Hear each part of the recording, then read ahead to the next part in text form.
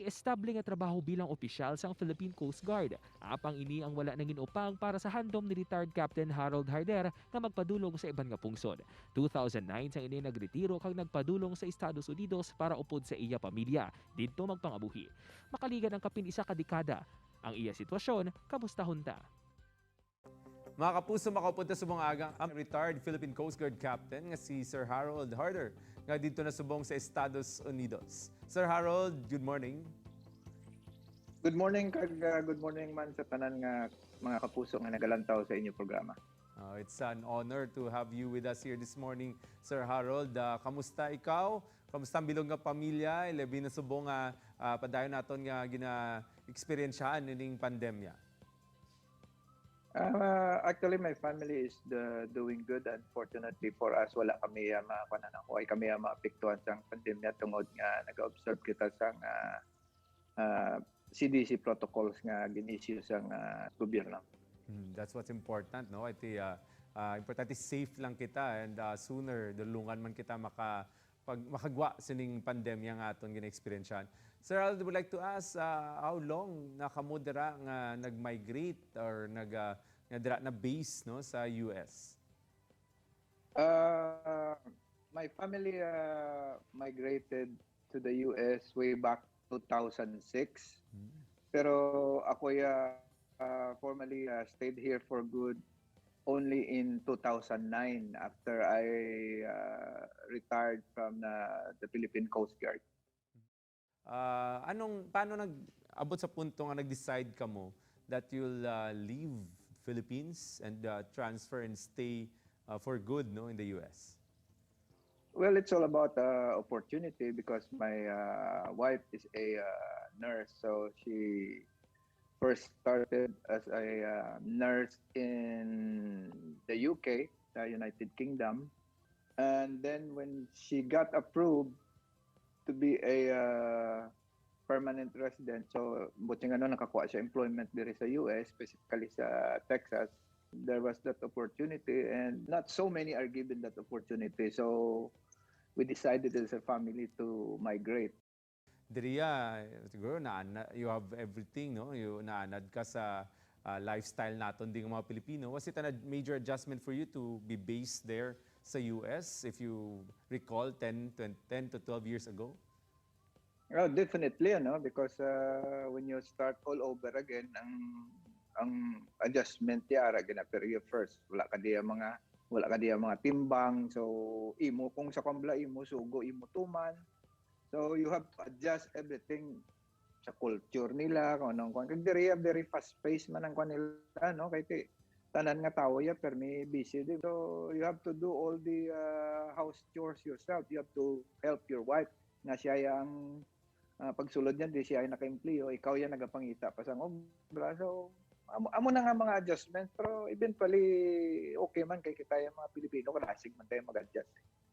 That's right, no? That's right. Did you have to nag-retire ka na di? Nagpaabot mo nagpangita kapag idya trabaho, Sir Harold? Oh yes, because although gaganar ka gaganar ang asawa mo sa dolyar, pero ang ginagastos mo dolyar man. You have to augment the family income. Like when we first came in here, nagsulod na kami ng apartment kami, kaya di ka manggulpi, kamahal man yung isang balay dire mo. You're speaking of hundreds of thousands of dollars kung mabakal ka sang balay. Anong ginakahidlawan mo, no, personally sa Pilipinas kung may ara man na Sir Harold? Hindi kaya makuha, hindi ka balay masubuan, hindi kaya makuha sa mga tao kay biskan diyan kayo magkatod, damo tao. Libot ka lang ya sa mall, malingaw ka na, malagaw-lagaw ka lang ya. Of course, there nothing beats familiarity, na damo kaya kilala dira, damo kaya kantuan.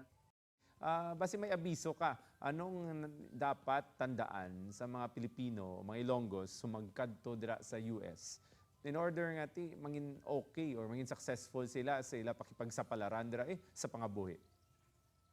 Pilipino we are a very resilient race. Kadali sa aton mag-adjust. So, bon trait alone, biskan diin ka hiyaboy. Biskan ano lang, batunon mo nga obra, basta makakita ka lang, pagpakabulay. It's all about hard work. close family ties nga gina aton gid permi gina-observe, for sure kaya ta na ya biskan binta nila dalhon. Sir Harold, give you a chance, imo na lang mensahe sa aton mga kasimanwa di, and at the same time siguro sa mga kasimanwa tamanda sa US, no, as we continue to face this pandemic and look forward to the future nga mag-inupdanay kita liwat, kag makabisitahanay kita, going there or going here man, back to your roots. Na-miss ko ang Iloilo, ang very festive na ambience, ang aton dira nga mga selebrasyon sa mga piyesta, kag kung ano-ano pa nga kadamo dira. So, as with any other Pilipino nga ara na subong sa Iban nga estasyon, ang kahidlaw medyo mabulong man, kay kadali na lang ya subong mag-contact sa atong mga relatives. I hope okay kita tinatanan ang sa Iloilo with the I believe na ongoing naman ang vaccination dira. So hopefully matapos gid ining pandemya kag we will be all going back to normal sooner than later. Sir Harold, ano pangalan sa imo alaga ng nga ido? Si Denny. Lapdog ni siya. Yaman yung paborito. Biskan di magkita. Ganit man basta magapungko ko di dahil ni reklamo kang mag-taklas sa lap ko kung magpasabak. Ano ka mag-instruksyon na siya? Ilonggo kon English? Ti Ilonggo. Ikan sindem sa Ilonggo. Madamay yung salamat, Sir Harold, sa tiyon ginatag mo sa amon sa pag-share man sa imo eksperyensya dira sa imo pag-migrate sa US. Salamat, Sir Harold. Madam, salamat kag mayang adlaw sa inyo tanan. Halong man sa kamuda. Ang mga kapusa ato nakilalan, Sir Harold, ngati anay Philippine Coast Guard Captain diri sa una, retired dito na base. Ang iya nga istorya about sila mga challenges pag silo nila dito, mapulutan taman sang leksyon. Ilabi na kung may mga plano man kamo nga mag-migrate or magtrabaho sa iban nga pungsod isa kadlaw. Dugang impormasyon kag good vibes sa pagbalik sang GMA Regional TV Early Edition. Ini ang GMA Regional TV Early Edition.